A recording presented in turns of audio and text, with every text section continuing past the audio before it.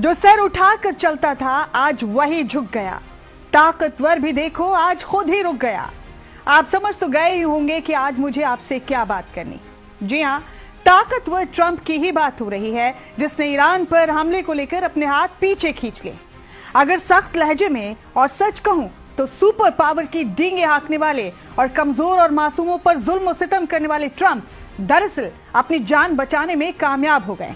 दुनिया इसे कुछ भी कहे, लेकिन मेरी नजर में सुपर पावर की धौंस जमाने वाले ट्रंप ने मौला अली के आशिकों की जमात की रहबरी करने वाले, फौलाद का कलेजा रखने वाले आयतुल्लाह खामनेई के आगे लड़ने से पहले ही घुटने टेक दिए। और ईरान ने दुनिया को यह पैगाम दे दिया कि जब अवाम और रहबर एक ही सफ में खड़े हों तो दुनिया की कोई ताकत उस मुल्क के निजाम को नहीं हिला सकती। आपको याद होगा कि आयतुल्लाह खामनेई ने व्हाइट हाउस और तेल अवीव को खास पैगाम भेजा था कि ईरान पर कुछ भी हिमाकत करने से पहले खैबर और करबला की जंग और उसके नताइज को सलीके से पढ़ लेना और अपने जहनों में उतार लेना। उन्हीं मर्द मुजाहिद शेरों का लहू ईरान की रगों में दौड़ता है और तुम्हारा भी वही हश्र होगा जो तकब्बुर और गुरूर में चूर फिरौन, नमरूद और रजा शाह का हुआ था। उन्होंने आगे कहा कि हमारे ईरान में लोरियां नहीं बल्कि करबला सुनाई जाती। मुझे पूरा यकीन है कि सन की ट्रंप ने यूं ही अपने इरादे नहीं बदले, बल्कि जरूर खैबर और करबला का चैप्टर सलीके से पढ़ लिया होगा, या फिर ट्रंप को शायद किसी समझदार इंसान ने बता दिया था कि ईरान से टकराने की जुर्रत मत करना, क्योंकि ईरान की दीवार बनकर खुद मौला अली की औलाद 8वें इमाम मौलाना रजा खुद खड़े।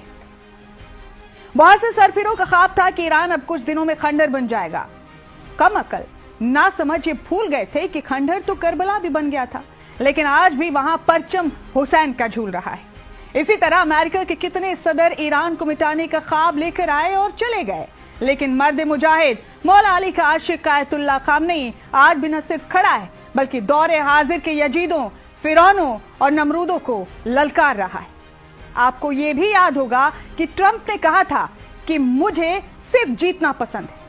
तो मुझे कहना यह है जनाब ट्रंप से कि अगर तुम्हें जीतना पसंद है तो मौला अली के दीवानों ने कभी शिकस्त खाना ही नहीं सीखा। ट्रंप अच्छी तरह समझ गए हैं कि जो खैबर मिसाइल कतर में उसके सबसे बड़े एयरबेस को उड़ा सकती है, उसे व्हाइट हाउस तक पहुंचने में देर नहीं लगेगी। खैर, ट्रंप को अपना हश्र फिरौन और नमरूद की तरह होने से बचाने के लिए खूब सारी मुबारकबाद। और हाँ, एक मुबारकबाद इजाफी भी कबूल करें ट्रंप साहब, और वो दुनिया को ये बताने के लिए कि बेशक खामनेई मिट्टी के बने घर में रहते हो, उनके घर की दीवारें बेशक कच्ची मिट्टी की हों, लेकिन उनका कलेजा फौलाद का है।